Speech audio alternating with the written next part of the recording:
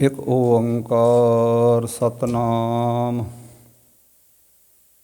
ਕਰਤਾ ਪੁਰਖ ਨਿਰਭਉ ਨਿਰਵੈਰ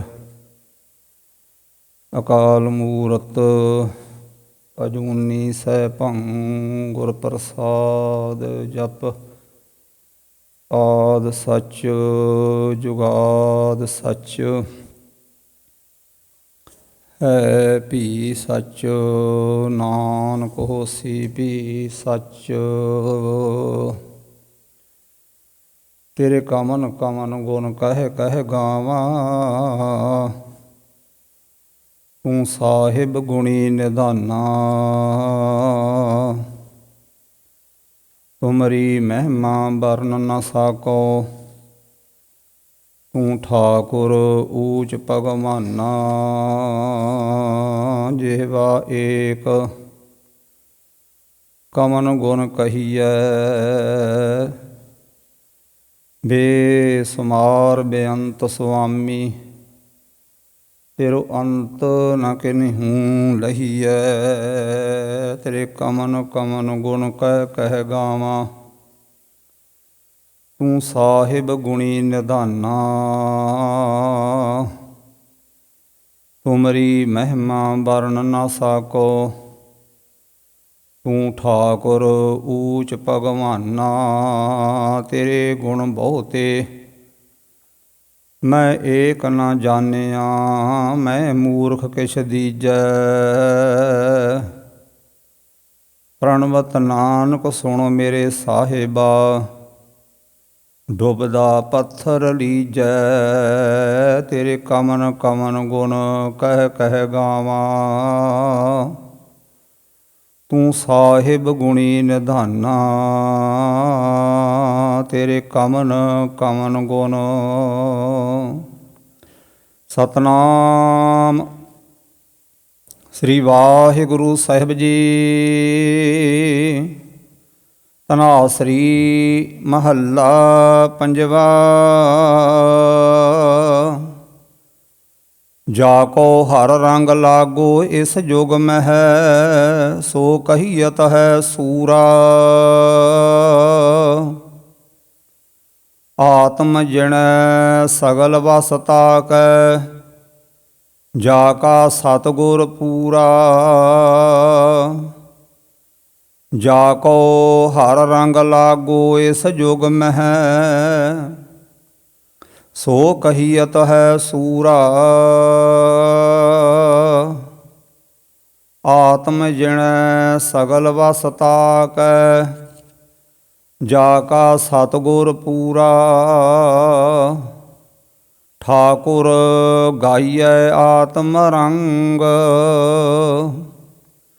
ਸਰਣੀ ਪਾਮਨ ਨਾਮ ਧਿਆਵਨ ਸਹਿਜ ਸਮਾਮਨ ਸੰਗ। ਰਹਾਉ ਜਨ ਕੇ ਚਰਨ ਵਸੈ ਮੇਰੇ ਹੀਅਰੈ ਸੰਗ ਪੁਨੀਤਾ ਦੇਹੀ। ਜਨ ਕੀ ਧੂਰ ਦੇਹੋ ਕਿਰਪਾ ਨਿਧ ਨਾਨਕ ਕੈ ਸੁਖ ਏਹੀ। ਜਨ ਕੇ ਚਰਨ ਵਸੈ ਮੇਰੇ ਹੀਅਰੈ ਸੰਗ ਪੁਨੀਤਾ ਦੇਹੀ।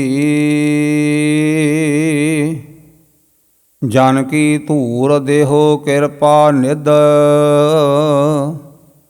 ਨਾਨਕ ਕੈ ਸੁਖ ਏਹੀ। ਵਾਹਿਗੁਰੂ ਜੀ ਕਾ ਖਾਲਸਾ ਵਾਹਿਗੁਰੂ ਜੀ ਕੀ ਫਤਿਹ। ਜਾਗਤ ਜੋਤ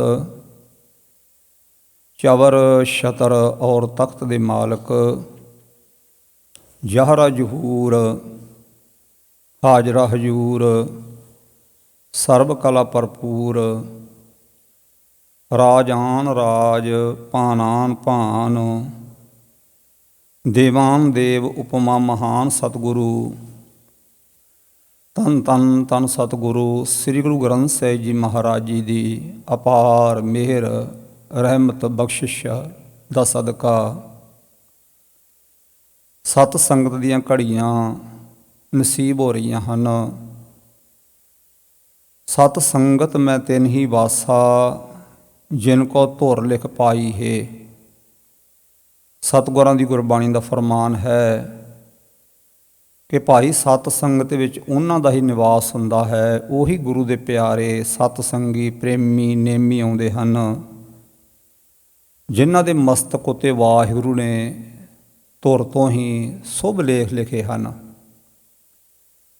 ਸਤਿਗੁਰਾਂ ਨੇ ਗੁਰਬਾਣੀ ਵਿੱਚ ਫਰਮਾਇਆ ਹੈ ਕਿ ਵੱਡੇ ਭਾਗਾਂ ਨਾਲ ਸਤ ਸੰਗ ਦੀ ਪ੍ਰਾਪਤੀ ਹੁੰਦੀ ਹੈ। ਧਰਮਸਾਲ ਹੈ ਮਾਨਸਰ, ਹੰਸ ਗੁਰ ਸਿੱਖ ਵਾਹੋ, ਰਤਨ ਪਦਾਰਥ ਗੁਰ ਸ਼ਬਦ ਹੈ, ਕਰ ਕੀਰਤਨ ਖਾਹੋ। ਭਾਈ ਗੁਰਦਾਸ ਸਾਹਿਬ ਜੀ ਲਿਖਦੇ ਆ ਕਿ ਧਰਮਸਾਲ ਹੈ ਮਾਨਸਰ। ਭਾਈ ਜਿਹੜੀ ਧਰਮਸ਼ਾਲਾ ਹੈ, ਸਤ ਸੰਗਤ ਹੈ, ਇਹ ਮਾਨ ਸਰੋਵਰ ਹੈ। ਜਿਹੜੇ ਗੁਰੂ ਦੇ ਸਿੱਖ ਹਨ ਇਹ ਹੰਸ ਹਨ, ਧਨ ਹਨ। ਗੁਰੂ ਦਾ ਸ਼ਬਦ ਹੀਰੇ ਰਤਨ ਲਾਲ ਜਵੇਹਰਾਤ ਹੈ, ਤੇ ਛਕੀਏ ਕਿਵੇਂ ਕਰ ਕੀਰਤਨ ਖਾਹੋ। ਗੁਰੂ ਦਾ ਸਿੱਖ ਹੰਸ ਹੈ। ਸਰਵਰ ਹੰਸ ਧੁਰੇ ਹੀ ਮੇਲਾ, ਖਸਮੇ ਏਵੇ ਭਾਣਾ। ਸਰਵਰ ਅੰਦਰ ਹੀਰਾ ਮੋਤੀ, ਸੋ ਹੰਸਾਂ ਕਾ ਖਾਣਾ। ਹੰਸ ਕਿਹਨੂੰ ਕਿਹਾ ਗਿਆ ਹੈ? ਗੁਰਸਿੱਖ ਨੂੰ। ਮਾਨ ਸਰੋਵਰ ਕੀ ਹੈ? ਸਤ ਸੰਗਤ। ਗੁਰੂ ਦੇ ਬਚਨ ਪ੍ਰੇਮ ਦੇ, ਵੈਰਾਗ ਦੇ, ਗਿਆਨ ਦੇ, ਇਹ ਹਨ ਹੀਰੇ ਜਵਾਹਰਾਤ ਲਾਲ। ਗੁਰਸਾਗਰ ਅੰਮ੍ਰਿਤ ਭਰਪੂਰੇ, ਅੰਮ੍ਰਿਤ ਸੰਤ ਚੁਗੇ ਨਹੀਂ ਦੂਰੇ।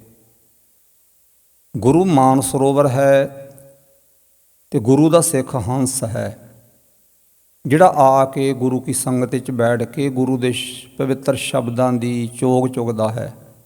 ਗਿਆਨ ਦੇ, ਪ੍ਰੇਮ ਦੇ, ਵੈਰਾਗ ਦੇ, ਹੀਰੇ ਮੋਤੀਆਂ ਦੀ ਚੋਗ ਚੁਗਦਾ ਹੈ। ਇਸ ਵਾਸਤੇ ਭਾਈ ਗੁਰਦਾਸ ਜੀ ਕਹਿੰਦੇ ਹੈ ਧਰਮਸਾਲ ਹੈ ਮਾਨਸਰ। ਭਾਈ ਜਿਹੜੀ ਧਰਮਸ਼ਾਲਾ ਹੈ, ਸਤ ਸੰਗਤ ਹੈ, ਮਾਨ ਸਰੋਵਰ ਹੈ। ਹੰਸ ਗੁਰ ਸਿੱਖ ਬਾਹੋ, ਅਤੇ ਜਿਹੜਾ ਗੁਰੂ ਦਾ ਸਿੱਖ ਹੰਸ ਹੈ ਉਹ ਧਨ ਹੈ। ਤੇ ਗੁਰੂ ਦਾ ਸ਼ਬਦ ਜਿਹੜਾ ਹੈ ਹੀਰੇ ਮੋਤੀ ਲਾਲ ਹੈ। ਕਰ ਕੀਰਤਨ ਖਾਹੋ, ਔਰ ਕੀਰਤਨ ਕਰਕੇ ਇਹਨਾਂ ਪਵਿੱਤਰ ਰਤਨ ਪਦਾਰਥਾਂ ਨੂੰ ਛਕਣਾ ਕਰੋ।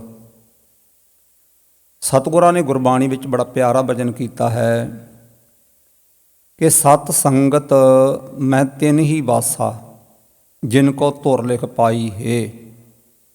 ਭਾਈ ਜਿਨ੍ਹਾਂ ਦੇ ਧੁਰ ਮੱਥੇ 'ਤੇ ਸ੍ਰੇਸ਼ਟ ਲੇਖ ਲਿਖੇ ਹਨ, ਉਹਨਾਂ ਨੂੰ ਹੀ ਇਹ ਦਾਤ ਮਿਲਦੀ ਹੈ। ਸਤ ਸੰਗਤ 'ਚ ਉਹੀ ਗੁਰਸਿੱਖ ਆਉਂਦੇ ਹੈ, ਵੱਡੇ ਭਾਗ ਹਨ।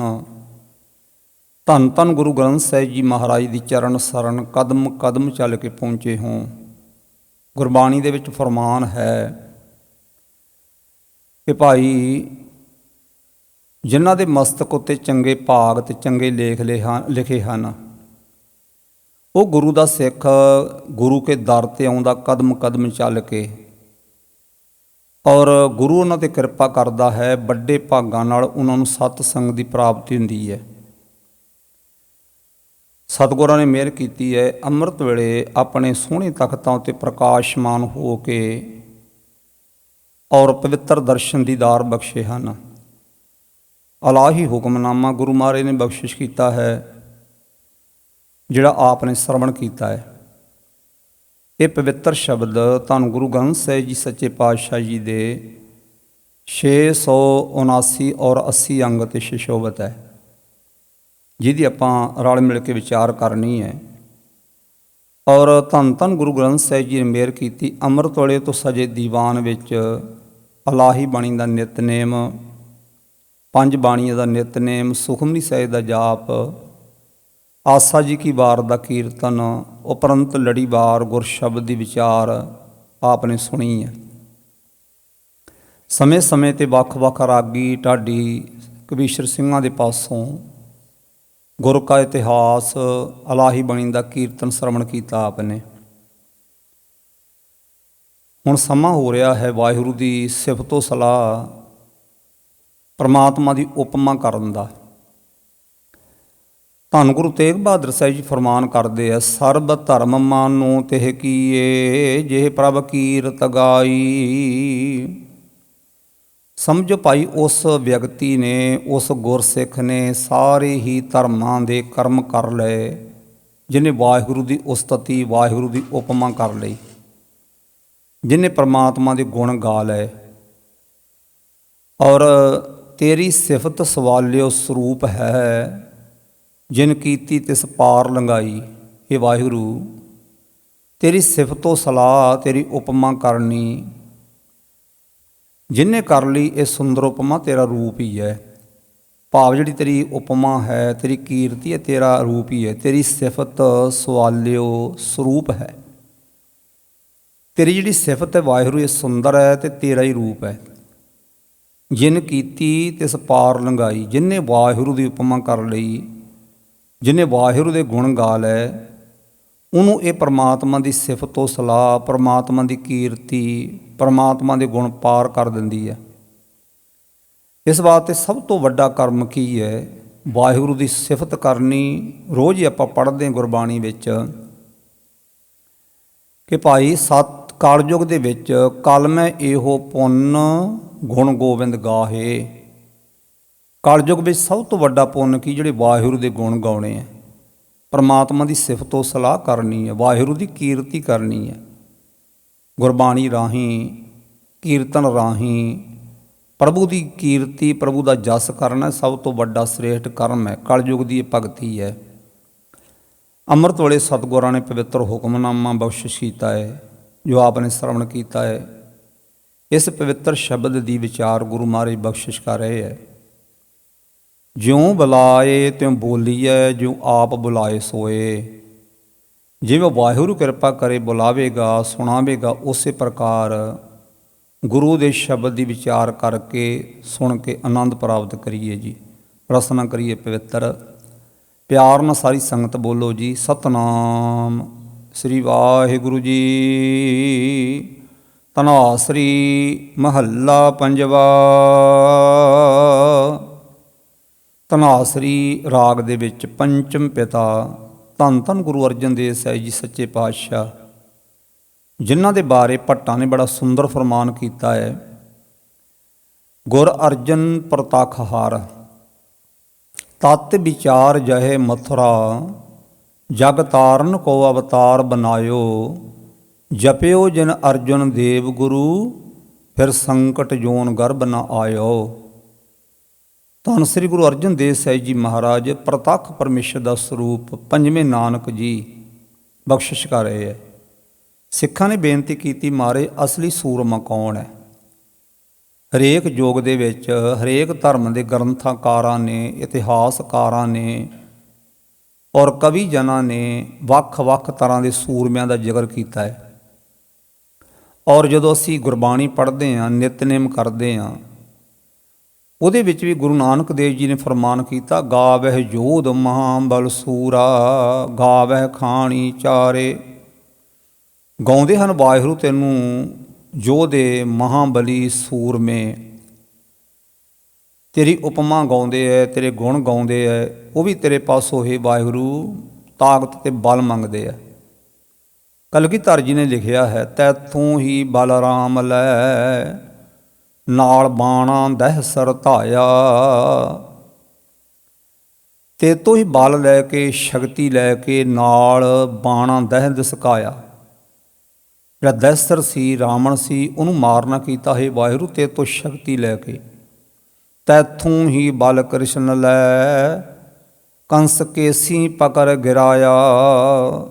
ਇਹ ਵਾਹਿਗੁਰੂ ਤੇਰੇ ਤੋਂ ਸ਼ਕਤੀ ਲੈ ਕੇ, ਤੇਰੇ ਤੋਂ ਤਾਕਤ ਲੈ ਕੇ, ਤੇ ਕ੍ਰਿਸ਼ਨ ਜੀ ਨੇ ਆਪਣੇ ਮਾਮੇ ਕੰਸ ਨੂੰ ਕੇਸਾਂ ਤੋਂ ਪਕੜ ਕੇ ਗਿਰਾਇਆ। ਬੜੇ ਬੜੇ ਸੂਰਮਿਆਂ ਦਾ ਜ਼ਿਕਰ ਮਿਲਦਾ ਸਤਸੰਗੀਓ। ਤੇ ਗੁਰੂ ਜੀ ਨੂੰ ਬੇਨਤੀ ਕੀਤੀ, ਸਤਿਗੁਰੂ ਅਸਲੀ ਸੂਰਮਾ ਕੌਣ ਹੈ? ਬੜੇ ਬੜੇ ਯੋਧੇ ਸੂਰਮੇ, ਮਹਾਂਬਲੀ ਸੂਰਮੇ ਹੋਏ ਹੈ। ਚਾਰ ਤਰ੍ਹਾਂ ਦੇ ਸੂਰਮਿਆਂ ਦਾ ਜ਼ਿਕਰ ਮਿਲਦਾ ਭਾਈ। ਇੱਕ ਹੁੰਦੇ ਸੂਰਮੇ, ਇੱਕ ਹੁੰਦੇ ਰਥੀ ਸੂਰਮੇ, ਇੱਕ ਉੱਤੇ ਹੁੰਦੇ ਹਨ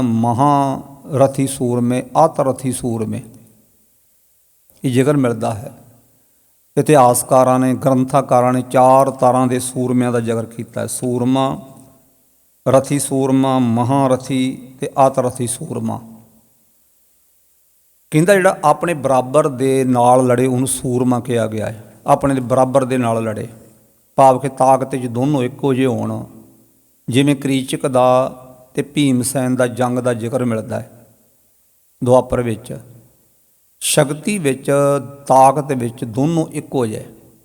ਇਹ ਗੁਰਬਾਣੀ ਨੇ ਫਰਮਾਇਆ, ਸੂਰਾ ਸੋ ਪਹਿਚਾਨੀਐ ਜੋ ਲੜੈ ਦੀਨ ਕੇ ਹੇਤ, ਪੁਰਜਾ ਪੁਰਜਾ ਘਟ ਮਰੈ ਕਬਹੂ ਨ ਛਾਡੈ ਖੇਤ। ਜਿਹੜਾ ਧਰਮਵਾਦ ਤੇ ਜੰਗ ਲੜੇ ਉਹਨੂੰ ਸੂਰਮਾ ਕਿਹਾ ਗਿਆ, ਸੂਰਮਾ। ਔਰ ਦੂਸਰਾ ਹੁੰਦਾ ਹੈ ਆਤਰਥੀ, ਦੂਸਰਾ ਹੈ ਰਥੀ ਸੂਰਮਾ। ਰਥੀ ਸੂਰਮਾ ਕਹਿੰਦੇ ਹਨ ਜਿਹੜਾ 100 ਨਾਲ ਜਾਂ 1000 ਨਾਲ ਇਕੱਲਾ ਹੀ ਲੜੇ, ਪਰਵਾਹ ਨਾ ਕਰੇ। ਜਿਵੇਂ ਚਮਕੌਰ ਦੀ ਜੰਗ ਦੇ ਵਿੱਚ ਸੂਰਮਿਆਂ ਨੇ ਇਕੱਲੇ ਨੇ ਹਜ਼ਾਰਾਂ ਸੂਰਮਿਆਂ ਦਾ ਮੁਕਾਬਲਾ ਕੀਤਾ, ਹਜ਼ਾਰਾਂ ਵੈਰੀਆਂ ਦਾ ਮੁਕਾਬਲਾ ਕੀਤਾ, ਉਹਨੂੰ ਕਹਿੰਦੇ ਹਨ ਰਥੀ।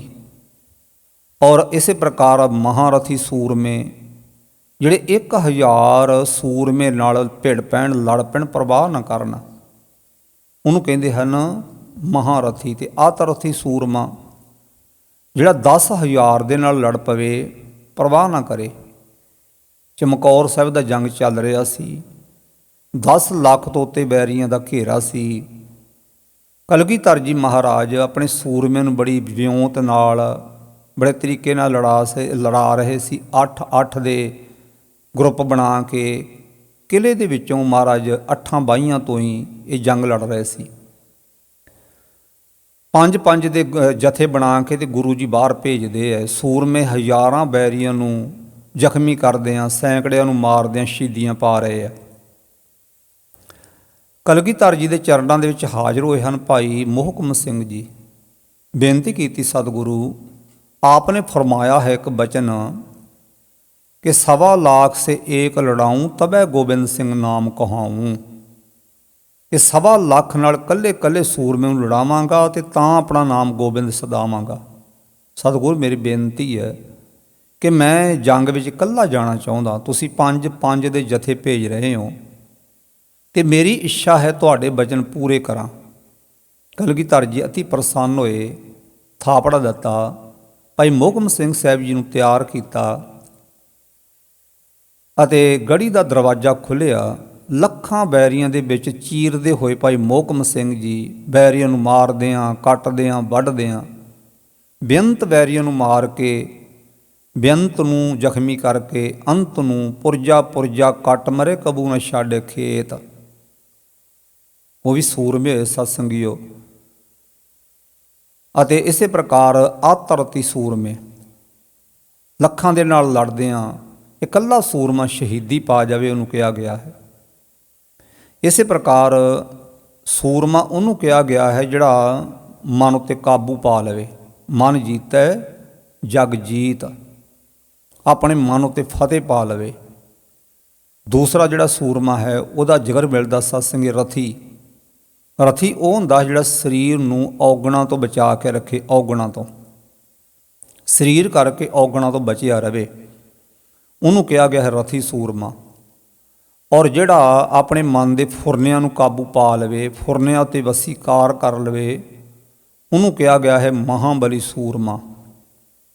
ਅਤੇ ਆਤਰਥੀ ਸੂਰਮਾ ਉਹਨੂੰ ਕਿਹਾ ਗਿਆ ਹੈ ਜਿਹੜਾ ਆਪਣੇ ਮਨ 'ਤੇ ਕਾਬੂ ਪਾ ਕੇ ਔਰ ਪਰਮੇਸ਼ਰ ਦੇ ਨਾਲ, ਵਾਹਿਗੁਰੂ ਦੇ ਨਾਲ ਅਭੇਦ ਹੋ ਜਾਵੇ। ਫਿਰ ਤੀਸਰੇ ਨੰਬਰ 'ਤੇ ਜਿਹੜਾ ਸ਼ਰਵਣ ਕਰਨਾ, ਗੁਰੂ ਕੇ ਬਚਨਾਂ ਨੂੰ ਸ਼ਰਵਣ ਕਰਨਾ ਹੈ। ਕਿਉਂਕਿ ਜਿਹੜਾ ਸਿੱਖ ਧਰਮ ਹੈ ਇਹਦੀ ਨੀਮ ਗੁਰੂ ਨਾਨਕ ਦੇਵ ਜੀ ਨੇ ਰੱਖਣਾ ਕੀਤੀ ਹੈ।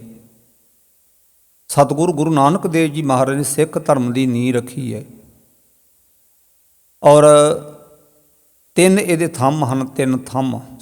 ਸਿੱਖ ਧਰਮ ਦੇ ਮਹੱਲ ਦੇ 3 ਥੰਮ ਹੈ: ਸ਼ਰਵਣ, ਮੰਨਣ ਔਰ ਨਿਧਿਆਸਣ। ਸ਼ਰਵਣ ਭਾਵ ਗੁਰੂ ਕੇ ਬਚਨਾਂ ਨੂੰ ਸ਼ਰਧਾ ਨਾਲ ਸੁਣਨਾ, ਸੁਣਨ ਤੋਂ ਬਾਅਦ ਵਿੱਚ ਉਹਨਾਂ ਨੂੰ ਮੰਨਣਾ, ਔਰ ਮੰਨਣ ਤੋਂ ਬਾਅਦ ਵਿੱਚ ਉਹਦੀ ਕਮਾਈ ਕਰਨੀ। ਸੁਣਿਆ, ਮੰਨਿਆ, ਮਨ ਕੀਤਾ ਭਾਉ, ਗੁਰੂ ਕੇ ਬਚਨਾਂ ਨੂੰ ਸ਼ਰਧਾ ਪਿਆਰ ਨਾਲ ਸੁਣਨਾ, ਸੁਣ ਕੇ ਫਿਰ ਉਹਨਾਂ ਬਚਨਾਂ ਨੂੰ ਮੰਨਣਾ ਔਰ ਉਸ ਤੋਂ ਬਾਅਦ ਵਿੱਚ ਇਹਦੀ ਕਮਾਈ ਕਰਨੀ। ਪ੍ਰਮਾਣ ਦੇ ਤੌਰ 'ਤੇ ਜਿਵੇਂ ਕਿਸੇ ਨੂੰ ਕੋਈ ਕੰਮ ਕਵੇ, ਕੋਈ ਰੱਬ ਦਾ ਪਿਆਰਾ ਸਾਧੂ ਜਾਂ ਪਿਤਾ ਆਪਣੇ ਬੇਟੇ ਨੂੰ ਕੰਮ ਕਵੇ ਕਿ ਬੇਟਾ ਕੰਮ ਕਰਨਾ, ਸੁਣ ਲਿਆ, ਸਤ ਬਚਨ ਜੀ ਮੰਨ ਲਿਆ, ਅਤੇ ਫਿਰ ਉਹ ਕੰਮ ਜਾ ਕੇ ਕਰ ਦਿੱਤਾ। ਇਹਨੂੰ ਕਹਿੰਦੇ ਨਿਧਿਆਸਣ। ਕਮਾਈ ਕਰਨੀ, ਸੁਣਨਾ, ਫਿਰ ਉਹਨਾਂ ਬਚਨਾਂ ਨੂੰ ਮੰਨਣਾ, ਫਿਰ ਉਹਦੀ ਕਮਾਈ ਕਰਨੀ। ਧੰਨ ਗੁਰੂ ਨਾਨਕ ਦੇਵ ਜੀ ਮਹਾਰਾਜ ਜੀ ਨੇ ਨਾਨਕ ਰਾਜ ਚਲਾਇਆ ਕਰ ਕੋੜ ਸਤਾਣੀ ਨੀਂਵ ਦੈ। ਸਾਹਿਬ ਗੁਰੂ ਨਾਨਕ ਦੇਵ ਜੀ ਮਹਾਰਾਜ ਨੇ ਸਿੱਖੀ ਦੇ ਮਹੱਲ ਦੀ ਨੀਂਹ ਬੜੀ ਡੂੰਘੀ ਰੱਖੀ, ਬੜੀ ਵਿਸ਼ਾਲ ਰੱਖੀ। ਬਾਬੇ ਤਾਰੇ ਚਾਰ ਚੱਕ, 9 ਖੰਡ ਪ੍ਰਥਮੀ ਸੱਚਾ ਢੋਆ। ਚਾਰੇ ਕੁੰਟਾਂ ਦੇ ਵਿੱਚ 9 ਖੰਡ ਪ੍ਰਥਮੀ ਉੱਤੇ ਸਾਰੀ ਧਰਤੀ ਉੱਤੇ ਸਾਹਿਬ ਗੁਰੂ ਨਾਨਕ ਦੇਵ ਜੀ ਵਿਚਰੇ ਅਤੇ ਇੰਨੀ ਵਿਸ਼ਾਲ ਅਤੇ ਵੱਡੀ ਨੀਂਹ ਰੱਖੀ ਸਿੱਖੀ ਦੇ ਮਹੱਲ ਦੀ। ਉਹ ਇਹਦੇ 3 ਸਤੰਭ, ਇਹਦੇ 3 ਪਿਲਰ ਸਾਹਿਬ ਗੁਰੂ ਨਾਨਕ ਦੇਵ ਜੀ ਮਹਾਰਾਜ ਨੇ ਬਣਾਏ, ਸ਼ਰਵਣ, ਮੰਨਣ ਅਤੇ ਨਿਧਿਆਸਣ। ਭਾਈ ਜਿਹੜੇ ਗੁਰੂ ਕੇ ਬਚਨ ਸੁਣਨੇ ਹੈ, ਇਹ ਹੈ ਸੂਰਮਾ, ਔਰ ਜਿਹੜੇ ਗੁਰੂ ਕੇ ਬਚਨਾਂ ਨੂੰ ਮੰਨਣਾ ਹੈ, ਇਹ ਹੈ ਰਥੀ ਸੂਰਮਾ। ਔਰ ਜਿਹੜਾ ਗੁਰੂ ਕੇ ਬਚਨਾਂ ਦੀ ਕਮਾਈ ਕਰਨੀ ਹੈ, ਇਹ ਮਹਾਰਥੀ ਸੂਰਮਾ। ਔਰ ਜਿਹੜਾ ਗੁਰੂ ਕੇ ਬਚਨਾਂ ਦੀ ਕਮਾਈ ਕਰਕੇ ਪ੍ਰਭੂ ਦੇ ਨਾਲ ਏਕਤਾ ਪ੍ਰਾਪਤ ਕਰਨੀ ਹੈ, ਇਹ ਕਹਿੰਦੇ ਆਤਰਥੀ ਸੂਰਮਾ। ਅਤੇ ਬੇਨਤੀ ਕੀਤੀ ਗੁਰੂ ਅਰਜਨ ਦੇਵ ਜੀ ਨੂੰ ਮਹਾਰਾਜ, ਬੜੇ ਬੜੇ ਭਾਰੀ ਸੂਰਮੇ ਯੁਗਾਂ ਦੇ ਵਿੱਚ ਹੋਏ ਆ, ਗ੍ਰੰਥਾਂਕਾਰਾਂ ਨੇ ਲਿਖੇ ਹੈ, ਧਰਮ ਗ੍ਰੰਥਾਂ ਦੇ ਵਿੱਚ ਜ਼ਿਕਰ ਮਿਲਦਾ ਹੈ।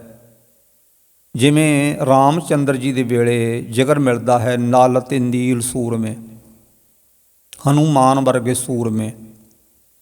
ਔਰ ਇਸੇ ਤਰ੍ਹਾਂ ਦੁਆਪਰ ਵਿੱਚ ਕਰਨ ਵਰਗੇ, ਅਰਜਨ ਵਰਗੇ ਬੜੇ ਬੜੇ ਭਾਰੀ ਸੂਰਮੇ ਹੋਏ ਸਤਿਗੁਰੂ।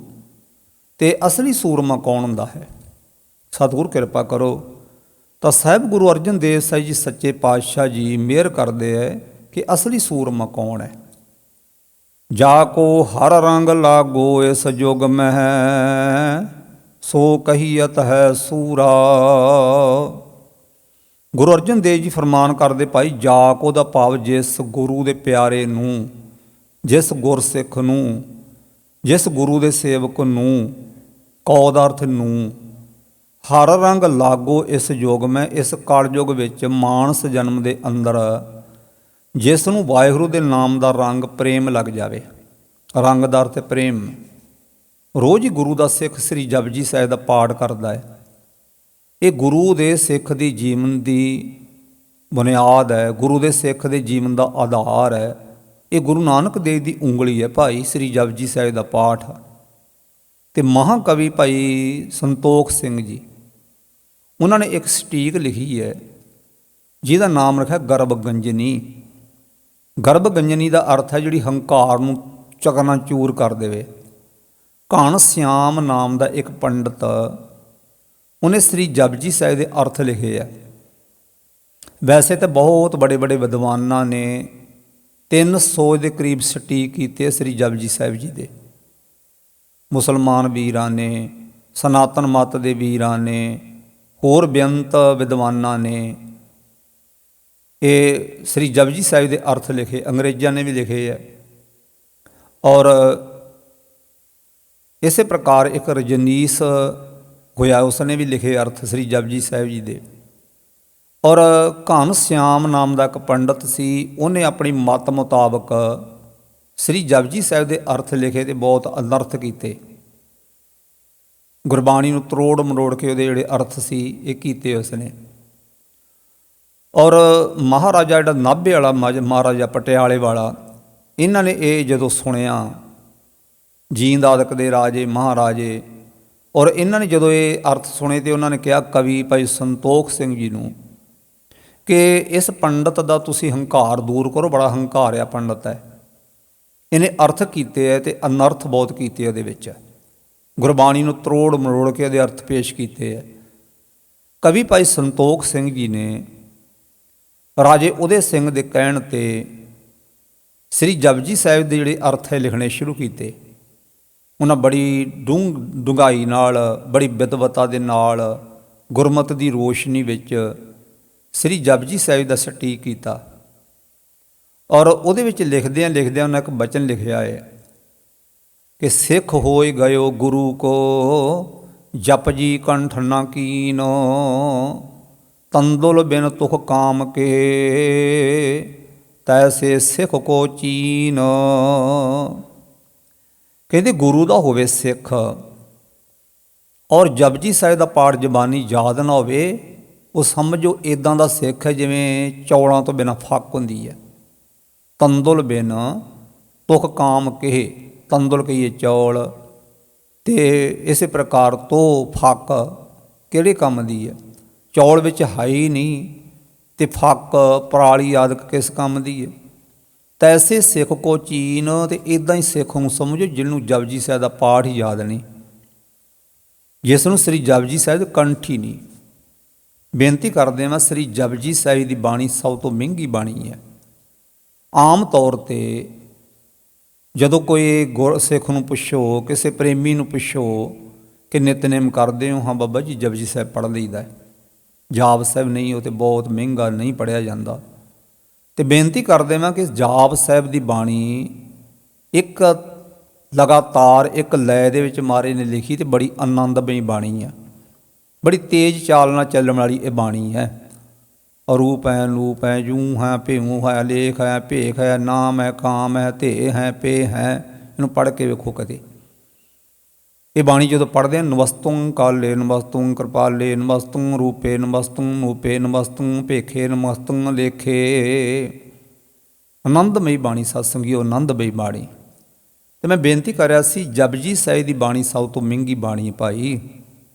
ਜਦੋਂ ਇਹਨੇ ਸੰਥਿਆ ਲੈ ਕੇ ਸ਼ੁੱਧ ਬਾਣੀ ਸ਼ਰਧਾ ਪਿਆਰ ਨਾਲ ਲਗਾ ਮਾਤਰਾ ਵਿੱਚ ਅਰਥਾਂ 'ਚ ਜੋੜ ਕੇ ਧਿਆਨ ਇਹ ਬਾਣੀ ਨੂੰ ਪੜ੍ਹੋ, ਅਤੇ ਘਣਾ ਆਨੰਦ ਮਿਲਦਾ ਹੈ। ਛੇਵੇਂ ਪਾਤਸ਼ਾਹ ਜੀ ਨੇ ਭਾਈ ਗੋਪਾਲਾ ਜੀ ਤੋਂ ਸ੍ਰੀ ਜਪਜੀ ਸਾਹਿਬ ਸੁਣ ਕੇ ਅਤੇ ਆਪਣਾ ਸੰਗਾਸਣ ਹੀ ਦੇਣ ਦਾ ਮਨ ਬਣਾ ਲਿਆ। ਇੰਨਾ ਇਸ ਬਾਣੀ ਦਾ ਮਹਾਤਮ ਹੈ। ਇਹ ਬਾਣੀ ਤਾਂ ਹੀ ਗੁਰੂ ਨੇ ਅੰਮ੍ਰਿਤ ਵੇਲੇ ਬਖਸ਼ਿਸ਼ ਕੀਤੀ ਹੈ ਕਿ ਗੁਰਸਿੱਖ ਰਾਤ ਨੂੰ ਆਰਾਮ ਕਰ ਲਵੇ, ਭੋਜਨ ਉਹਦਾ ਪਚ ਜਾਵੇ, ਸਿਰੇ ਇਸ਼ਨਾਨ ਕਰੇ, ਕੇਸ਼ੀ ਇਸੇ ਪ੍ਰਕਾਰ ਕੇਸਾਂ ਨੂੰ ਕੰਘਾ ਕਰੇ, ਦਸਤਾਰ ਸਜਾ ਕੇ, ਬਸਤਰ ਪਾ ਕੇ, ਚੌਂਕੜਾ ਲਾ ਕੇ, ਅਤੇ ਸ੍ਰੀ ਜਪਜੀ ਸਾਹਿਬ ਦਾ ਪਾਠ ਕਰੇ। ਕਈ ਵਾਰ ਦੇਖਿਆ ਜੀ, ਪਿੰਡੇ 'ਤੇ ਪਾਣੀ ਪਾਇਆ ਅਤੇ ਜਪਜੀ ਸਾਹਿਬ ਸ਼ੁਰੂ ਕਰ ਲਿਆ, ਪੜ੍ਹੀ ਗਏ, ਇਸ਼ਨਾਨ ਕਰੀ ਗਏ, ਕਛਹਿਰੇ ਨੂੰ ਧੋਤਾ, ਬਸਤਰ ਪਾਏ, ਜਪਜੀ ਸਾਹਿਬ ਦਾ ਪਾਠ ਹੋ ਗਿਆ, ਅਤੇ ਪਤਾ ਨਹੀਂ ਲੱਗਿਆ ਕੀ ਪੜ੍ਹ ਗਿਆ ਅਤੇ ਕੀ ਛੱਡ ਗਿਆ, ਕਿਹੜੀ ਪੌੜੀ ਪੜ੍ਹ ਗਿਆ ਅਤੇ ਕਿਹੜੀ ਛੱਡ ਗਿਆ, ਪਤਾ ਹੀ ਨਹੀਂ ਲੱਗਦਾ। ਇਕਾਗਰ ਚਿੱਤ ਹੋ ਕੇ ਚੌਂਕੜਾ ਮਾਰ ਕੇ ਸ੍ਰੀ ਜਪਜੀ ਸਾਹਿਬ ਦਾ ਪਾਠ ਕਰੇ, ਘਣਾ ਆਨੰਦ ਆਉਂਦਾ ਭਾਈ।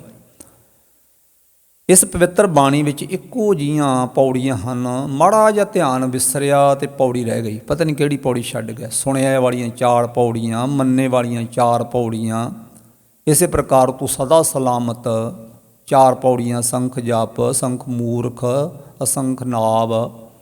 ਫਿਰ ਸੋਦਰ ਦੀ ਪੌੜੀ 'ਤੇ ਭਾਈ ਬੜਿਆਂ ਨੂੰ ਭੁਲੇਖਾ ਪਾ ਦਿੰਦੀ ਹੈ।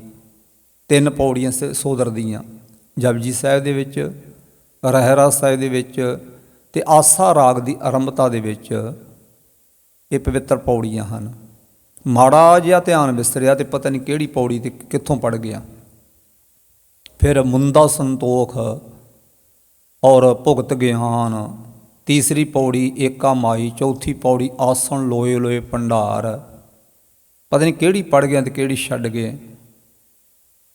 ਸ੍ਰੀ ਜਪਜੀ ਸਾਹਿਬ ਦਾ ਪਾਠ ਜਦੋਂ ਕਰੀਏ ਅਤੇ ਉਹਨੂੰ ਧਿਆਨ ਪੂਰਵਕ ਕਰੀਏ, ਸ਼ਰਧਾ ਨਾਲ ਪੜ੍ਹੀਏ ਰੋਜ਼, ਅਤੇ ਜਪਜੀ ਸਾਹਿਬ ਦੀ ਬਾਣੀ ਪਾਈਏ, ਕੰਠ ਹੋ ਜਾਂਦੀ ਹੈ। ਅਤੇ ਕਵੀ ਜੀ ਕਹਿੰਦੇ, ਸਿੱਖ ਹੋਏਗੋ ਗੁਰੂ ਕੋ ਜਪਜੀ ਕੰਠ ਨ ਕੀਨ, ਤੰਦੁਲ ਬਿਨ ਤੁਖ ਕਾਮ ਕੇ ਤੈਸੇ ਸਿੱਖ ਕੋ ਚੀਨ। ਭਾਈ ਜੇ ਜਪਜੀ ਸਾਹਿਬ ਦਾ ਪਾਠ ਹੀ ਨਹੀਂ ਕੀਤਾ ਤਾਂ ਸਿੱਖ ਕਾਹਦਾ ਹੋ। ਸ੍ਰੀ ਜਪਜੀ ਸਾਹਿਬ ਦਾ ਪਾਠ ਸ਼ਰਧਾ ਪਿਆਰ ਨਾਲ ਕਰੋ, ਉਹਦੇ 'ਚ ਗੁਰੂ ਮਹਾਰਾਜ ਨੇ ਬੇਅੰਤ ਬਖਸ਼ਿਸ਼ਾਂ ਕੀਤੀਆਂ ਹੈ। ਅਤੇ ਮੈਂ ਬੇਨਤੀ ਕਰ ਰਿਹਾ ਸੀ ਕਿ ਉਹ 'ਚ ਆਪਾਂ ਪੜ੍ਹਦੇ ਹਾਂ ਰੋਜ਼ ਹੀ ਪੜ੍ਹਦੇ ਹਾਂ ਕਿ ਭਰੀਐ ਮਤ ਪਾਪਾਂ ਕੈ ਸੰਗ, ਉਹ ਧੋਪੈ ਨਾਵੈ ਕੈ ਰੰਗ। ਰੰਗ ਦਾ ਅਰਥ ਪ੍ਰੇਮ। ਪ੍ਰੇਮ ਨਾਲ ਵਾਹਿਗੁਰੂ ਦਾ ਸਿਮਰਨ ਕਰੋ ਅਤੇ ਮਨ ਦੀ ਮੈਲ, ਪਾਪਾਂ ਦੀ ਮੈਲ ਧੁੱਪ ਜਾਂਦੀ ਹੈ। इत्थे बचन फरमाया गुरां ने, जा को हर रंग लागो इस युग में। भाई जिस व्यक्ति नूं इस कलयुग के समय विच इस मानस जन्म के अंदर वाहिगुरू के नाम का रंग लग गया, प्रेम लग गया, सो कहीयत है सूरा। भाई असली सूरमा उही कहा जाता है। बेनती की सी महाराज असली सूरमा कौन है? तो गुरु जी फरमान करते, जिस नूं वाहिगुरू के नाम का प्रेम लग गया, जिहड़ा प्रेम नाल वाहिगुरू का नाम जपदा है, वही असली सूरमा है। आत्म जिणै सगल वसता कै, जाका सतगुर पूरा। भाई जी का गुरु पूरा है, जिन्हों पूरा गुरु मिल गया, आत्म जणै, गुरु की कृपा नाल उसने अपने आत्मा नूं मन नूं जित लिया। सगल वसता कै, फिर सारा कुछ उहदे वस दे विच है, सारा कुछ ही उहदे हुक्म दे विच। भाई जे ते गुरु ने कृपा कर दी, जिन्हें अपने मन नूं जित लिया। ठाकुर गाइए आत्म रंग, ठाकुर नूं, वाहिगुरू नूं, परमात्मा नूं गाइए। तो गाइए किवें? आत्म रंग, आत्मा दे हिरदे दे मन दे रंग प्रेम दे विच भिज के, मन दे विच हिरदे दे विच भिज के, अंदरों जुड़ के, ते वाहिगुरू परमेश्वर के गुण गाइए। सरनी पावन नाम ध्यामन, सहज समावन संग।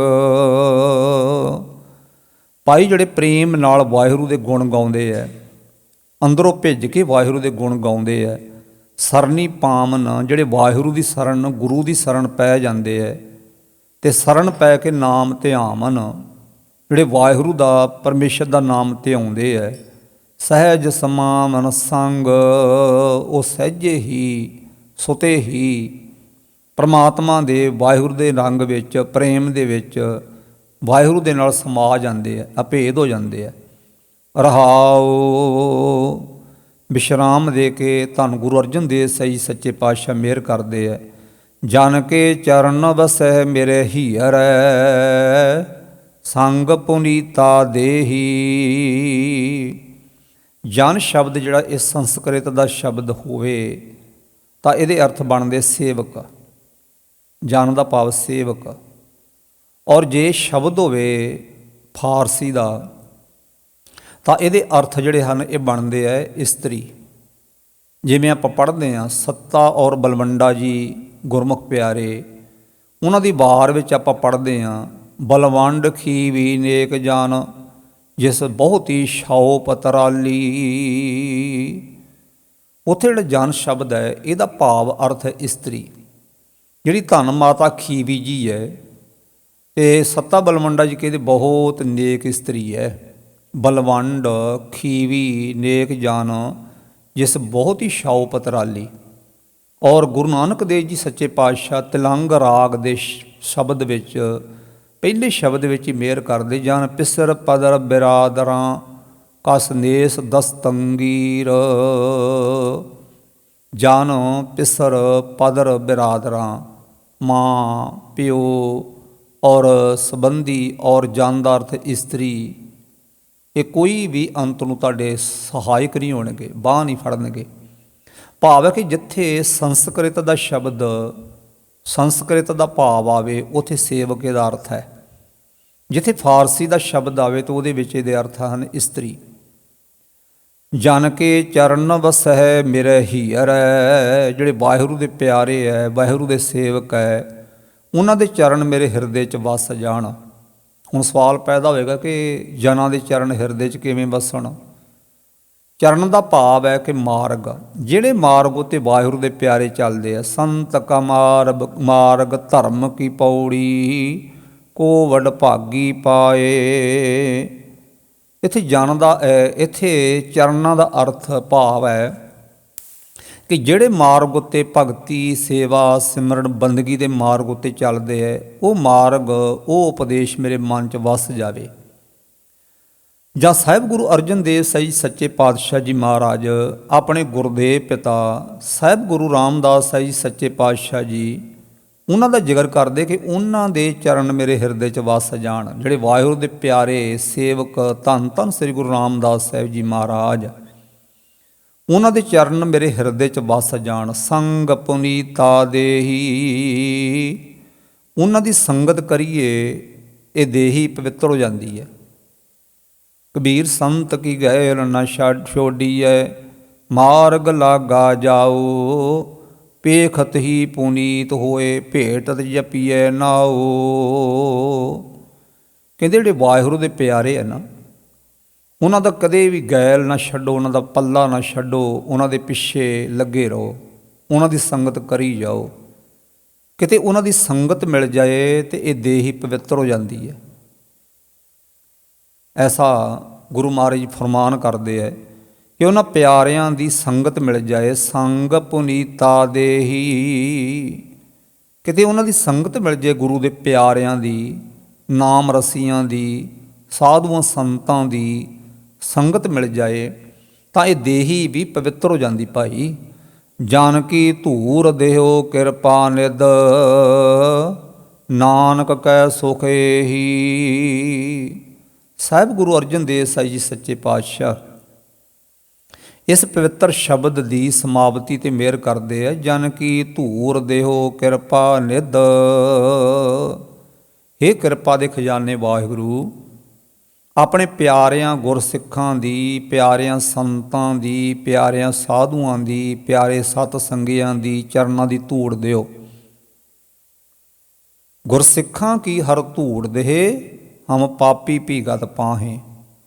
ਗੁਰਸਿੱਖਾਂ ਦੇ ਚਰਨਾਂ ਦੀ ਧੂੜ ਬਖਸ਼ੋ ਵਾਹਿਗੁਰੂ, ਅਸੀਂ ਪਾਪੀ ਵੀ ਮੁਕਤ ਹੋ ਜਾਈਏ। ਰੋਜ਼ ਗੁਰੂ ਦਾ ਸਿੱਖ ਸੋਹਿਲਾ ਸਾਹਿਬ ਗੁਰਬਾਣੀ ਦਾ ਜਾਪ ਕਰਦਾ ਹੈ। ਸੋਹਿਲਾ ਸਾਹਿਬ ਗੁਰਬਾਣੀ ਦਾ ਪਾਠ ਦੋ ਥਾਂ 'ਤੇ ਅਸੀਂ ਕਰਦੇ ਹਾਂ। ਇੱਕ ਤਾਂ ਨਿਤਨੇਮੀ ਗੁਰੂ ਦਾ ਸਿੱਖ ਰਾਤ ਨੂੰ ਬਰਾਜਣ ਲੱਗਿਆਂ, ਸੌਣ ਲੱਗਿਆਂ ਸ੍ਰੀ ਸੋਹਿਲਾ ਸਾਹਿਬ ਗੁਰਬਾਣੀ ਦਾ ਪਾਠ ਕਰਦਾ ਹੈ। ਇਹਨੂੰ ਕੀਰਤਨ ਸੋਹਿਲਾ ਵੀ ਕਹੀਦਾ। ਇਸ ਬਾਣੀ ਦਾ ਨਾਮ ਜਿਹੜਾ ਦਰਜ ਹੈ ਉਹ ਸੋਹਿਲਾ ਹੈ। ਔਰ ਦੂਸਰਾ ਨੰਬਰ 'ਤੇ ਜਦੋਂ ਕੋਈ ਗੁਰਸਿੱਖ ਪ੍ਰਾਣੀ ਸੰਸਾਰ ਦੀ ਯਾਤਰਾ ਸਫਲ ਕਰਕੇ ਚਲਾ ਜਾਵੇ ਤੇ ਉਹਦੇ ਅੰਤਮ ਸੰਸਕਾਰ ਤੋਂ ਉਪਰੰਤ ਸੋਹਿਲਾ ਸਾਹਿਬ ਜੀ ਗੁਰਬਾਣੀ ਦਾ ਜਾਪ ਹੁੰਦਾ ਭਾਈ। ਇਹ ਦੋ ਥਾਂ 'ਤੇ ਅਸੀਂ ਸੋਹਿਲਾ ਸਾਹਿਬ ਬਾਣੀ ਨੂੰ ਜਾਪ ਕਰਦੇ ਹਾਂ, ਪਾਠ ਕਰਦੇ ਹਾਂ ਦਾ। ਔਰ ਜਦੋਂ ਸ਼ਾਮ ਨੂੰ ਧੰਨ ਗੁਰੂ ਗ੍ਰੰਥ ਸਾਹਿਬ ਜੀ ਸੱਚੇ ਪਾਤਸ਼ਾਹ ਜੀ ਦੇ ਦੀਵਾਨ ਦੀ ਸਮਾਪਤੀ ਹੁੰਦੀ ਹੈ, ਸਮਾਪਤੀ 'ਤੇ ਇਹ ਪਵਿੱਤਰ ਬਾਣੀ ਪੜ੍ਹੀ ਜਾਂਦੀ ਹੈ। ਉਹਦੇ ਵਿੱਚ ਆਪਾਂ ਰੋਜ਼ ਹੀ ਪੜ੍ਹਦੇ, ਅੰਤਰ ਜਾਮੀ ਪੁਰਖ ਵਿਧਾਤੇ, ਸਰਧਾ ਮਨ ਕੀ ਪੂਰੇ, ਨਾਨਕ ਦਾਸ ਇਹ ਸੁਖ ਮੰਗੈ, ਮੋਕੋ ਕਰ ਸੰਤਨ ਕੀ ਧੂਰੇ। ਇਹ ਅੰਤਰ ਜਾਮੀ, ਹੇ ਵਾਹਿਗੁਰੂ, ਮੇਰੇ ਦਾਸ ਦੀ ਇਹ ਮਨਸਾ, ਮੇਰੇ ਦਾਸ ਦੀ ਇੱਛਾ ਪੂਰੀ ਕਰੋ ਕਿ ਜਿਹੜੇ ਵਾਹਿਗੁਰੂ ਦੇ ਪਿਆਰੇ ਹੈ, ਸਤ ਸੰਗੀ ਹੈ, ਗੁਰੂ ਦੇ ਸਿੱਖ ਹਨ, ਸੰਤ ਹਨ, ਉਹਨਾਂ ਦੇ ਮੈਨੂੰ ਚਰਨਾਂ ਦੀ ਧੂੜ ਬਣਾ ਦਿਓ। ਗੁਰਸਿੱਖਾਂ ਕੀ ਹਰ ਧੂੜ ਦੇਹ, ਹਮ ਪਾਪੀ ਭੀਗਤ ਪਾਹੇ। ਜੋ ਦੀਸੇ ਗੁਰ ਸਿੱਖੜਾ, ਤਿਸ ਨਿਵ ਨਿਵ ਲਾਗੋ ਪਾਏ ਜੀਓ। ਭਾਈ ਆਪਾਂ ਗੁਰੂ ਘਰ 'ਚ ਆਉਂਦੇ ਹਾਂ ਅਤੇ ਗੁਰੂ ਘਰ ਦੇ ਵਿੱਚ ਆਉਂਦਿਆਂ ਪ੍ਰਵੇਸ਼ ਹੋ ਕੇ ਅਤੇ ਜੋ ਗੁਰੂ ਦੇ ਦਰ ਦੀ ਧੂੜ ਹੈ, ਸੰਗਤਾਂ ਦੇ ਚਰਨਾਂ ਦੀ ਧੂੜ ਹੈ, ਮਸਤਕ ਨੂੰ ਲਾਉਂਦੇ ਹਾਂ, ਥੱਲੇ ਹੱਥ ਲਾ ਕੇ ਮੱਥੇ ਨੂੰ ਲਾਉਂਦੇ ਹਾਂ, ਸ਼ਰਧਾ ਨਾਲ ਲਾਉਂਦੇ ਹਾਂ। ਕਈ ਐਸੇ ਪਿਆਰ ਵਾਲੀਆਂ ਰੂਹਾਂ ਜਦੋਂ ਗੁਰੂ ਮਹਾਰਾਜ ਦੇ ਦਰ ਆਉਂਦੀਆਂ, ਦਰਬਾਰ ਦੀਆਂ ਪੌੜੀਆਂ ਚੜ੍ਹਦੀਆਂ, ਇਕੱਲੀ ਇਕੱਲੀ ਪੌੜੀ ਉੱਤੇ ਹੱਥ ਲਾ ਕੇ ਅਤੇ ਮਸਤਕ ਨੂੰ ਲਾਉਂਦੀਆਂ। ਕਿਤੇ ਕਿਸੇ ਵਰੋਂ ਸਹਾਏ ਹੋਏ ਕਿਸੇ ਪਿਆਰੇ ਗੁਰਸਿੱਖ ਦੇ ਚਰਨਾਂ ਦੀ ਧੂੜ ਸਾਡੇ ਮਸਤਕ ਨੂੰ ਲੱਗ ਜਾਏ, ਸਾਧ ਕੀ ਧੂੜ ਕੱਟੇ ਅਗ ਕੋਟ। ਪੂਰਨ ਗੁਰਸਿੱਖ ਦੇ ਚਰਨਾਂ ਦੀ ਧੂੜ ਕਰੋੜਾਂ ਪਾਪਾਂ ਨੂੰ ਕੱਟ ਦਿੰਦੀ ਭਾਈ। ਸਾਰਾ ਦਿਨ ਬੇਅੰਤ ਸੰਗਤਾਂ ਆਉਂਦੀਆਂ, ਉਹਨਾਂ ਵਿੱਚੋਂ ਕੋਈ ਗੁਰੂ ਦਾ ਪਿਆਰਾ ਕਿਤੇ ਐਸਾ ਨਾਮ ਰਸੀਆ ਆਵੇ, ਉਹਦੇ ਚਰਨਾਂ ਦੀ ਧੂੜ ਸਾਡੇ ਮਸਤਕ ਨੂੰ ਲੱਗ ਜਾਏ ਤੇ ਭਾਗ ਹੀ ਸਾਡੇ ਬਦਲ ਜਾਣ। ਫਿਰ ਗੁਰੂ ਦਾ ਸਿੱਖ ਆਉਂਦਾ, ਗੁਰੂ ਦੇ ਦਰ 'ਤੇ ਮੱਥਾ ਟੇਕਦਾ। ਫਿਰ ਆਪਾਂ ਕਦਮ ਕਦਮ ਚੱਲ ਕੇ ਆਏ ਅਤੇ ਗੁਰੂ ਚਰਨਾਂ ਵਿੱਚ ਆ ਕੇ ਮੱਥਾ ਟੇਕਿਆ। ਸਰਧਾ ਨਾਲ ਧਰਤੀ 'ਤੇ ਮੱਥਾ ਲਾਉਂਦੇ ਆ। ਮੱਥਾ ਧਰਤੀ 'ਤੇ ਲਾ ਕੇ ਮਸਤਕ ਟੇਕਣਾ ਚਾਹੀਦਾ ਭਾਈ। ਔਰ ਜੋ ਗੁਰੂ ਦੇ ਚਰਨਾਂ ਦੀ ਧੂੜ ਹੈ, ਗੁਰਸਿੱਖਾਂ ਦੇ ਚਰਨਾਂ ਦੀ ਧੂੜ ਹੈ, ਸਾਡੇ ਮਸਤਕ ਨੂੰ ਲੱਗ ਜਾਏ ਤੇ ਭਾਗ ਜਾਗ ਪੈਣ। ਇਹ ਵੀ ਬਚਨ ਮਿਲਦਾ ਭਾਈ ਗੁਰਦਾਸ ਜੀ ਦੇ, ਤੱਪੜ ਝਾੜ ਵਿਛਾਏ ਧੂੜੀ ਨਹਾਇਆ। ਜਿੱਥੇ ਸੰਗਤ ਬੈਠਦੀ ਹੈ ਉੱਥੇ ਜੋ ਚਰਨਾਂ ਦੀ ਧੂੜ ਹੈ, ਜਦੋਂ ਉੱਡਦੀ ਭਾਈ ਸਾਡੇ ਕਿਤੇ ਸਰੀਰ ਤੇ ਪੈ ਜਾਵੇ, ਸਾਡੇ ਮਸਤਕ ਤੇ ਪੈ ਜਾਵੇ, ਤੇ ਇਹ ਦੇਹ ਹੀ ਪਵਿੱਤਰ ਹੋ ਜਾਂਦੀ ਭਾਈ, ਪਵਿੱਤਰ। ਇਹ ਵੀ ਇੱਕ ਇਸ਼ਨਾਨ ਮੰਨਿਆ ਗਿਆ। ਤੇ ਗੁਰੂ ਜੀ ਮਿਹਰ ਕਰਦੇ, ਜਨ ਕੀ ਧੂਰ ਦੇਹੋ ਕਿਰਪਾ ਨਿਧ। ਇਹ ਵਾਹਿਗੁਰੂ, ਇਹ ਕਿਰਪਾ ਦੇ ਨਿਧ ਖਜ਼ਾਨੇ, ਇਹ ਵਾਹਿਗੁਰੂ ਆਪਣੇ ਪਿਆਰੇ ਗੁਰਸਿੱਖਾਂ ਦੇ ਚਰਨਾਂ ਦੀ ਧੂੜ ਦੇਣਾ ਕਰੋ। ਨਾਨਕ ਕੈ ਸੁਖ ਇਹੀ, ਮੈਨੂੰ ਦਾਸ ਨਾਨਕ ਨੂੰ ਇਹੀ ਆਤਮਿਕ ਸੁਖ ਦੇਣ ਵਾਲੀ ਹੈ। ਇਸੇ ਵਿੱਚ ਹੀ ਆਤਮਿਕ ਸੁਖ ਹੈ। ਕਿਰਪਾ ਕਰੋ, ਆਪਣੇ ਪਿਆਰੇ ਗੁਰਸਿੱਖਾਂ ਦੇ ਚਰਨਾਂ ਦੀ ਧੂੜ ਬਖਸ਼ਿਸ਼ ਕਰੋ। ਇਹ ਸਾਹਿਬ ਗੁਰੂ ਅਰਜਨ ਦੇਵ ਸਾਹਿਬ ਜੀ ਸੱਚੇ ਪਾਤਸ਼ਾਹ ਜੀ ਨੇ ਮਿਹਰ ਕੀਤੀ ਹੈ। ਅੰਮ੍ਰਿਤ ਵੇਲੇ ਧੰਨ ਗੁਰੂ ਗ੍ਰੰਥ ਸਾਹਿਬ ਜੀ ਮਹਾਰਾਜ ਨੇ ਪ੍ਰਕਾਸ਼ਮਾਨ ਹੋ ਕੇ ਪਵਿੱਤਰ ਹੁਕਮਨਾਮਾ ਬਖਸ਼ਿਸ਼ ਕੀਤਾ ਹੈ। ਔਰ ਗੁਰਸਿੱਖਾਂ ਦੇ ਬੇਨਤੀ ਕਰਨ ਤੇ ਸੱਚੇ ਪਾਤਸ਼ਾਹ ਅਸਲੀ ਸੂਰਮਾ ਕੌਣ, ਅਸਲੀ ਸੂਰਮਾ, ਤੇ ਸਾਹਿਬ ਗੁਰੂ ਅਰਜਨ ਦੇਵ ਸਾਹਿਬ ਜੀ ਫਰਮਾਨ ਕਰਦੇ, ਜਾ ਕੋ ਹਰ ਰੰਗ ਲਾਗੋ ਇਸ ਜੁਗ ਮਹਿ, ਸੋ ਕਹੀਅਤ ਹੈ ਸੂਰਾ। ਭਾਈ ਅਸਲੀ ਸੂਰਮਾ ਉਹ ਹੈ ਜਿਹਨੂੰ ਗੁਰੂ ਦੀ ਕਿਰਪਾ ਨਾਲ ਨਾਮ ਦਾ ਰੰਗ ਚੜ੍ਹ ਗਿਆ, ਨਾਮ ਦਾ ਪ੍ਰੇਮ ਲੱਗ ਗਿਆ। ਜਿਹੜਾ ਪ੍ਰੇਮ ਨਾਲ ਗੁਰੂ ਦੀ ਕਿਰਪਾ ਦੁਆਰਾ ਨਾਮ ਸਿਮਰਨ ਕਰਦਾ ਹੈ, ਉਸ ਨੂੰ ਭਾਈ ਵਾਹਿਗੁਰੂ ਦੇ ਨਾਮ ਦਾ ਰੰਗ ਚੜ੍ਹ ਗਿਆ, ਨਾਮ ਦਾ ਪ੍ਰੇਮ ਲੱਗ ਗਿਆ, ਉਹੀ ਅਸਲੀ ਸੂਰਮਾ ਹੈ। ਇਹੋ ਜਿਹਾ ਜਿਹੜਾ ਵਾਹਿਗੁਰੂ ਦਾ ਪਿਆਰਾ ਨਾ, ਆਪਣੀ ਆਤਮਾ ਨੂੰ ਗੁਰੂ ਦੀ ਕਿਰਪਾ ਨਾਲ ਜਿੱਤ ਲੈਂਦਾ, ਵਾਹਿਗੁਰੂ ਦੇ ਗੁਣਾਂ ਨੂੰ ਪ੍ਰੇਮ ਨਾਲ ਗਾਉਂਦਾ, ਵਾਹਿਗੁਰੂ ਦੀ ਗੁਰੂ ਦੀ ਸ਼ਰਨ ਪੈਂਦਾ, ਨਾਮ ਤੇ ਆਉਂਦਾ ਤੇ ਵਾਹਿਗੁਰੂ ਵਿੱਚ ਸਮਾ ਜਾਂਦਾ। ਐਸੇ ਰੱਬ ਦੇ ਪਿਆਰਿਆਂ ਦੇ ਚਰਨਾਂ ਦੀ ਧੂੜ ਮਿਲ ਜਾਏ, ਉਹਨਾਂ ਦੇ ਚਰਨ, ਉਹਨਾਂ ਦਾ ਸ਼ੁਭ ਉਪਦੇਸ਼ ਹਿਰਦੇ 'ਚ ਵਸ ਜਾਏ, ਕਿਤੇ ਉਹਨਾਂ ਦੀ ਸੰਗਤ ਮਿਲ ਜਾਏ, ਦੇਹ ਹੀ ਪਵਿੱਤਰ ਹੋ ਜਾਂਦੀ ਹੈ। ਔਰ ਐਸੇ ਪਿਆਰਿਆਂ ਦੇ ਚਰਨਾਂ ਦੀ ਧੂੜ ਮਿਲ ਜਾਏ ਤੇ ਆਤਮਿਕ ਸੁੱਖ ਨਸੀਬ ਹੁੰਦਾ ਭਾਈ। ਇਹ ਸਾਹਿਬ ਗੁਰੂ ਅਰਜਨ ਦੇਵ ਸਾਹਿਬ ਜੀ ਮਹਾਰਾਜ ਨੇ ਮਿਹਰਾਂ ਕੀਤੀਆਂ ਹਨ। ਸਤਿਗੁਰੂ ਕਿਰਪਾ ਕਰਨ। ਗੁਰ ਸ਼ਬਦ ਦੀ ਵਿਚਾਰ ਕਰਦੇ ਹਾਂ, ਹਾਜ਼ਰੀ ਭਰਦੇ ਹਾਂ, ਅਨੇਕ ਭੁੱਲਾਂ ਹੋਈਆਂ, ਸੰਗਤ ਸਤਿਗੁਰੂ ਬਖਸ਼ਿੰਦ ਹਨ। ਭੁੱਲਣ ਵਿੱਚ ਕੀਆ ਸਭ ਕੋਈ, ਕਰਤਾ ਆਪ ਨਾ ਭੁੱਲੈ। ਭੁੱਲਣ ਅੰਦਰ ਸਭ ਕੋ ਅਭੁੱਲ ਗੁਰੂ ਕਰਤਾਰ। ਗੁਰੂ ਕਿਰਪਾ ਕਰਨ, ਸੰਗਤ ਗੁਰੂ ਬਖਸ਼ਿੰਦ ਹੈ। ਅਗਾਂਹ ਬਾਤ ਸਮੱਤ ਬਖਸ਼ਣੀ ਜੀ। ਸਮਾਪਤੀ ਦੀਆਂ ਪੰਕਤੀਆਂ ਗਾਇਨ ਕਰੀਏ, ਸਮਾਪਤੀ ਕਰੀਏ ਜੀ। ਜਨ ਕੇ ਚਰਨ ਵਸੈ ਮੇਰੇ ਹੀਅਰ, ਸੰਗ ਪੁਨੀਤਾ ਦੇਹੀ। ਜਨ ਕੀ ਧੂਰ ਦੇਹੋ ਕਿਰਪਾ ਨਿਧ, ਨਾਨਕ ਕੈ ਸੁਖ ਇਹੀ। ਵਾਹਿਗੁਰੂ ਜੀ ਕਾ ਖਾਲਸਾ, ਵਾਹਿਗੁਰੂ ਜੀ ਕੀ ਫਤਿਹ। ਸਤਿਗੁਰਾਂ ਨੇ ਮਿਹਰ ਕੀਤੀ ਹੈ। ਕਥਾ ਦੇ ਸਮੇਂ ਦੀ ਸਮਾਪਤੀ ਹੋਈ ਹੈ। ਗੁਰੂ ਘਰ ਦਾ ਹਜ਼ੂਰੀ ਰਾਗੀ ਜਥਾ ਭਾਈ ਸਾਹਿਬ ਭਾਈ ਸੁਖਦੇਵ ਸਿੰਘ ਜੀ ਉਹ ਕੀਰਤਨ ਦੁਆਰਾ ਹਾਜ਼ਰੀਆਂ ਭਰਨਗੇ। ਸਤਿਗੁਰੂ ਕਿਰਪਾ ਕਰਨ, ਉਹਨਾਂ ਪਾਸੋਂ ਇਲਾਹੀ ਬਾਣੀ ਦਾ ਕੀਰਤਨ, ਰਸ ਭਿੰਨਾ ਕੀਰਤਨ ਸਰਵਣ ਕਰਾਂਗੇ। ਵੱਧ ਤੋਂ ਵੱਧ ਭਾਈ ਹਾਜ਼ਰੀਆਂ ਭਰੋ। ਸਤਿਗੁਰਾਂ ਦੀਆਂ ਬਖਸ਼ਿਸ਼ਾਂ, ਰਹਿਮਤਾਂ, ਖੁਸ਼ੀਆਂ ਪ੍ਰਾਪਤ ਕਰੋ ਔਰ ਗੁਰੂ ਦੇ ਉਪਦੇਸ਼ ਨੂੰ ਹਿਰਦੇ 'ਚ ਵਸਾਓ, ਤਾਂ ਕਿ ਸਾਡਾ ਇਹ ਮਾਨਸ ਜਨਮ ਸਫਲ ਹੋ ਸਕੇ। ਸਾਰਾ ਦਿਨ ਗੁਰੂ ਕੇ ਦਰਬਾਰ ਵਿੱਚ ਦੀਵਾਨ ਸਜਦੇ ਹਨ। ਸਮੇਂ ਸਮੇਂ 'ਤੇ ਰਾਗੀ, ਕਥਾਵਾਚਕ ਔਰ ਕਵੀਸ਼ਰ ਸਿੰਘ ਹਾਜ਼ਰੀਆਂ ਭਰਦੇ ਹਨ। ਸਤਿਗੁਰੂ ਕਿਰਪਾ ਕਰਨ, ਸਰਬੱਤ ਸੰਗ ਦੀ ਹਾਜ਼ਰੀ ਦਰ ਪ੍ਰਮਾਨ ਕਰਨ, ਚੜ੍ਹਦੀ ਕਲਾ ਬਖਸ਼ਣ, ਚਰਨਾਂ ਦੀ ਪ੍ਰੀਤ ਬਖਸ਼ਣ ਜੀ। ਆਓ ਰਾਗੀ ਸਿੰਘਾਂ ਦੇ ਪਾਸੋਂ ਪਵਿੱਤਰ ਸ਼ਬਦ ਦੀ ਹਾਜ਼ਰੀ ਲਵਾਈਏ ਜੀ। ਵਾਹਿਗੁਰੂ ਜੀ ਕਾ ਖਾਲਸਾ,